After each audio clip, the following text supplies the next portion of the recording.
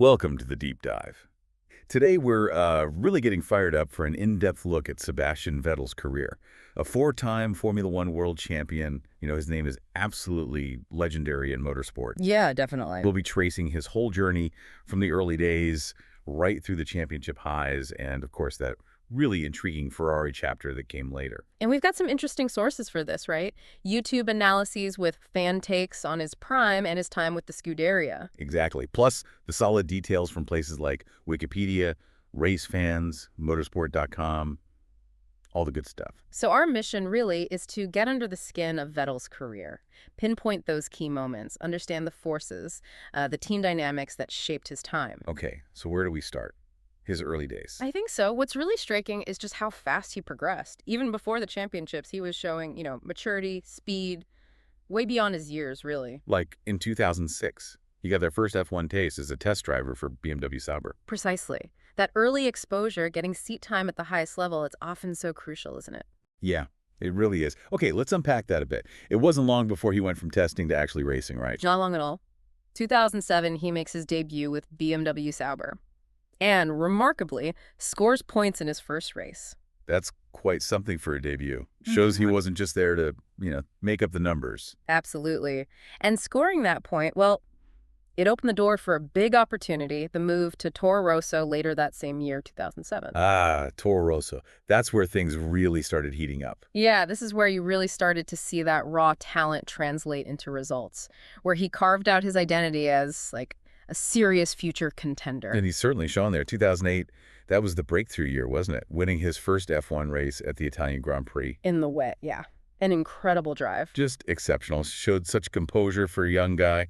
That win really announced his arrival. You felt a future star was born, kind of thing. Totally. It was a watershed moment. Proved he could compete and win at the very top. And, well, it paved the way for the next big step. To Red Bull Racing. Exactly. The team that would give him the machinery to turn that potential into, well, multiple world championships. Which brings us to what many see as his defining era, Red Bull. Just dominance. Right. This is where it gets really, really interesting.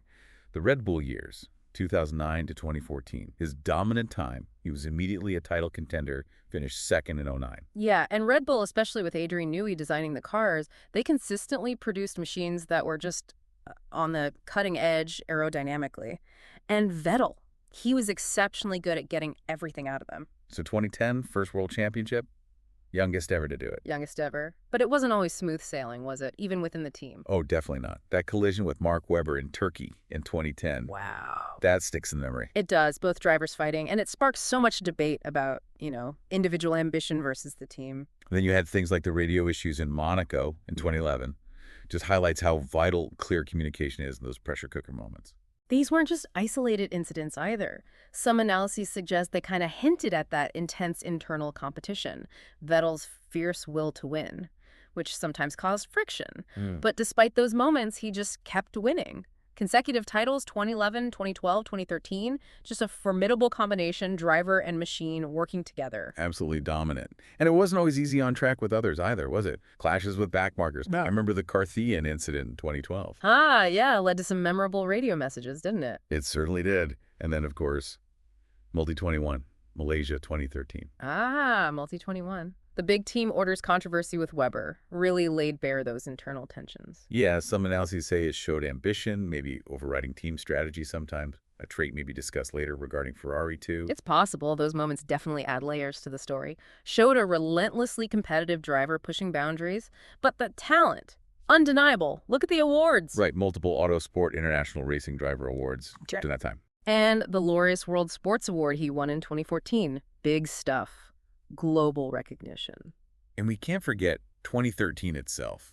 13 wins in one season. That's just staggering consistency and performance. Incredible. Plus the BBC World Sports Star in 13, PPP European Sports Person of the Year twice. He was really on top of the world. But then 2014 brought a shift. It did. A noticeable shift. He struggled more, and crucially, he was often outperformed by his new teammate, Daniel Ricciardo. Which was a surprise to many. Yeah, and some technical deep dives suggest the big regulation changes that year, new power units, different aero, might have just clicked better initially with Ricciardo's style than Vettel's. It certainly contributed. And that ultimately led to his departure from Red Bull at the end of 14. leaving the team where he'd achieved everything. And then came the Ferrari dream, 2015 to 2020, driving for the prancing horse, like his hero, Michael Schumacher. A lifelong ambition fulfilled. And the initial signs, well, they were really encouraging, weren't they? He called 2015 a miracle season himself. 3 wins, loads of podiums, 3rd in the championship. And he got Ferrari's first pole position in 3 years at Singapore. Remember, pole means starting first, a huge advantage. That really lit a fire under the fans. You felt maybe this was it. He could bring the title back to Maranello. That was the hope. But 2016 proved tougher. No wins, though still some podiums. And we saw more clashes on track. Yeah, incidents with his own teammate Kimi Räikkönen and the Red Bull guys, too. And that penalty in Mexico 16 for dangerous driving, that caused quite a stir. Then came the big ones, the title fights with Lewis Hamilton and Mercedes in 2017 and 2018. Absolutely pivotal years. He led the championship at points in both seasons. The potential for glory was definitely there. But it didn't quite happen. What went wrong in 17? Well, in 2017, despite leading for a good chunk of the season, it seemed to be a mix of things. Some reliability issues with the Ferrari and some costly driver errors, like the puncture in Britain, the collision in Singapore. They really hurt him. And 2018, the feeling, certainly among many watching, was that maybe too many chances slipped away. Unforced errors. That's the prevailing sentiment, yeah. The car looked strong enough, very strong, in fact. But mistakes crept in. The crash in Germany, his home race. That's the one everyone points to. A massive turning point, it felt like. It really did. And while Mercedes were just relentlessly consistent, Hamilton delivering almost perfectly under pressure, well, those missed opportunities and uncharacteristic errors really hampered Vettel's challenge. And then from 2019 onwards, you saw that decline relative to his new teammate, Charles Leclerc. Yeah, Leclerc outscored him in 2019. And you had that controversial penalty in Canada that year. Didn't help morale, I imagine. No. And then the bombshell in 2020, Ferrari confirming his contract wouldn't be renewed. The end of the dream. Which brings us back to some of those YouTube analyses we looked at, the fan perspectives. Right. What were the key themes there? Why did it seemingly not work out championship-wise at Ferrari? A big recurring idea is the internal politics at Ferrari, the lack of maybe that consistent focused support he seemed to thrive on at Red Bull. That's often highlighted. Yeah, people draw that comparison, don't they? Like how Sir Alex Ferguson shielded his players at Man United, or how Red Bull was just built around Vettel. Exactly. And the suggestion from some of these analyses is that the Ferrari environment was just more complex. One video called it, quite bluntly, a political shit show sometimes, potentially draining focus. Right, diverting energy from the track. And you can't ignore the Mercedes factor. They were just a machine, so strong, so consistent, clear leadership, and Hamilton had that same kind of unwavering support Vettel perhaps missed compared to his Red Bull days. It's a complex picture. Vettel himself said he didn't feel extra pressure being at Ferrari, but held himself to high standards. Yeah, but the environment, both internal and the external pressure of that brand, plus Mercedes' strength, it just seems to have been a massive hurdle. So Ferrari ends, and he moves to Aston Martin for 21 and 22. A move that, as some sources noted, had a bit of resonance, mirroring his hero Senna's final move to McLaren. Interesting parallel. How did that spell go? His time there, well, it showed his usual professionalism, great technical feedback, but the results on track were more modest. Before he announced his retirement from F1 at the end of 2022, a really well-respected figure bowing out. We should also mention his role off track, right? Director of the Grand Prix Drivers Association since 2010 for a long time, advocating for safety. Absolutely. A very important role, showing his commitment to the sport beyond just driving. Okay, so looking back at this whole incredible career, all the ups and downs, what are the main takeaways for you?